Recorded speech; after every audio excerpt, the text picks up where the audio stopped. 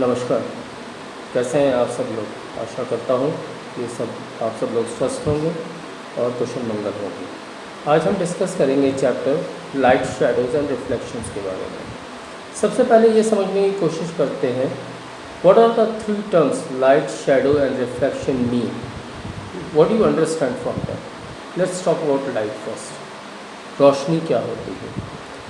Light can be defined as a natural or artificial source that stimulates sights and makes things visible.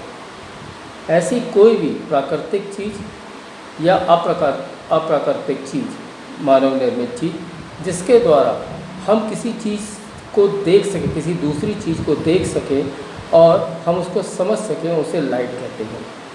Natural source of light सूर्य होता है। Artificial source of light में आप bulb, tubelight, torch, इन सारी स्रोतों को artificial source of light कह सकते हैं। ऑब्जेक्ट्स लाइट के बेसिस पे दो प्रकार से वर्गीकरण किया जाता है। Objects can be further classified on the basis of their characteristics to produce light.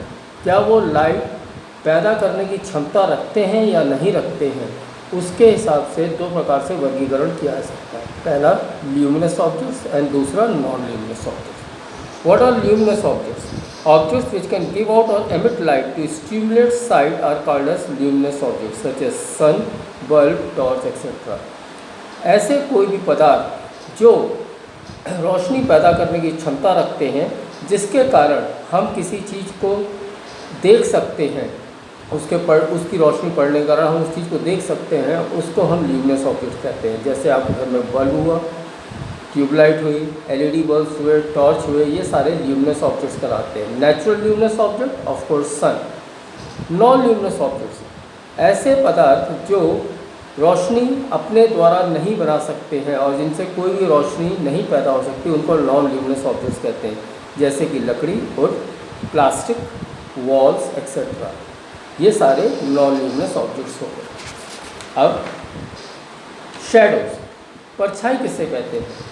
Shadow can be defined as a dark area or shape produced by a body which comes in between the rays of light and surface.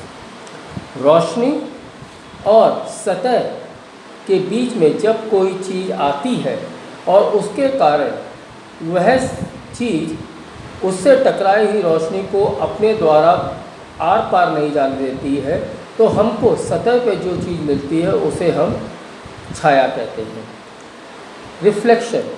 Reflection क्या प्रक्रिया है? Reflection प्रक्रिया को समझने के लिए एक simple उदाहरण मैं आपको देखता हूँ कि कोई भी चीज़ जब वापस आ जाए, जैसे आपके हाथ में मैं एक टेनिस बॉल दूँ और मैं कहूँ आप इसको दीवार पे ज़ोर से मारो, आप जितनी ज़ोर से मारोगे वो दीवार से टकरा करके आपके पास वापस आएगी। जब कोई चीज़ वापस आती है उसी डायरेक्शन में जिस डायरेक्शन में आपने फेंकी है, तो उसे हम रिफ्लेक्शन बोलते हैं। Reflection can be defined as throwing back by body or surface the things like light, heat or sound in opposite direction without being absorbed by that body or surface. अब इसके अंदर सबसे इम्पोर्टेंट ये समझिए, throwing back मतलब वापस भेजना, in opposite direction विपरीत दिशा में, and without being absorbed by the body or surface, और ये जो पदार्थ आपने फेंका है किसी भी चीज़ पे, वह उस चीज़ को अपने अंदर ग्रहण नहीं कर लेता बल्कि उसको अस्वीकार देता है और वापस उल्टी दिशा में भेज देता है, उसे हम रिफ्लेक्शन कहते हैं।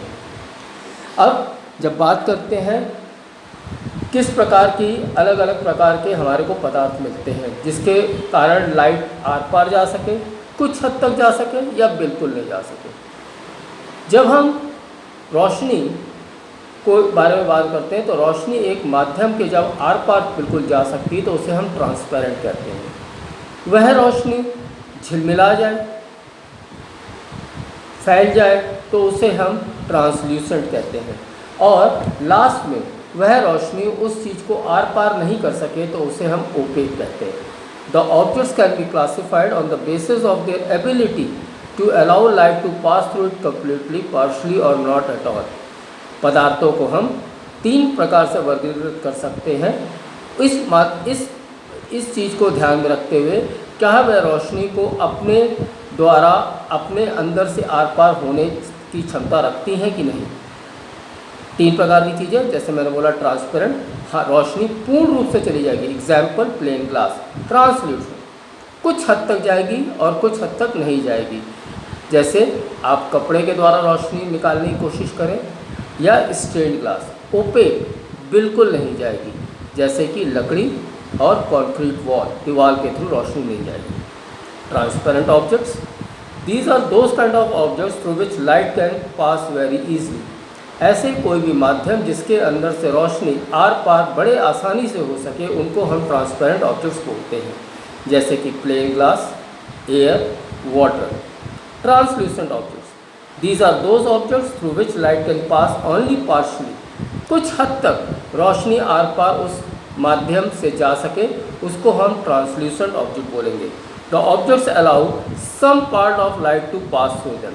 कुछ हद तक कुछ लाइट का कुछ अवशेष उसके आर पार जा सकता है, पूर्णतः आर पार नहीं जा सकता, जैसे कि हमारे पर्दे और stained glass. Opaque objects, these are those objects in which light cannot pass at all. ऐसे कोई भी माध्यम जिसके द्वारा रोशनी पूर्णतः रुक जाती है और बिल्कुल भी आर पार नहीं जा सकती, उनको हम ओपेक ऑब्जेक्ट्स कहते हैं, जैसे कि लकड़ी, हमारे घर की दीवारें, आयरन और स्टील शीट्स, लोहे की चादरें या स्टील की चादरें।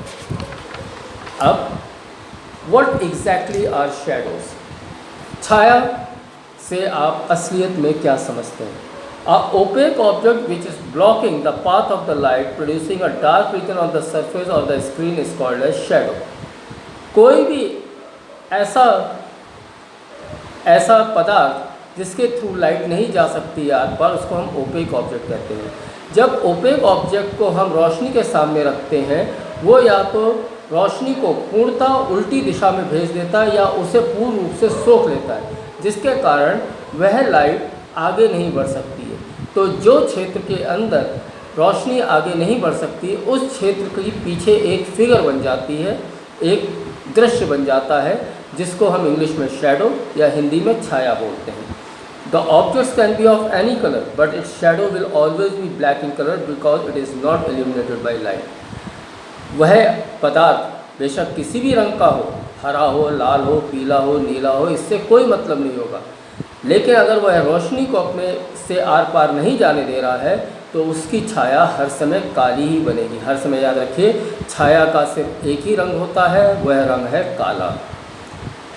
तो हमें छाया बनाने के लिए कौन कौन सी तीन चीज़ों की ज़रूरत होती है? एक सोर्स ऑफ लाइट, रोशनी का एक स्रोत, दूसरा ओपेक ऑब्जेक्ट, एक ऐसा पदार्थ जिसके द्वारा रोशनी आर पार नहीं जा सके, और तीसरा सरफेस और स्क्रीन, एक सतह जिस पे उसकी परछाई ली जा सके। याद रखिए, रोशनी हर समय बिल्कुल सीधे चलती है 180 डिग्री एंगल पे, और इनको हम लाइट रेज बोलते हैं।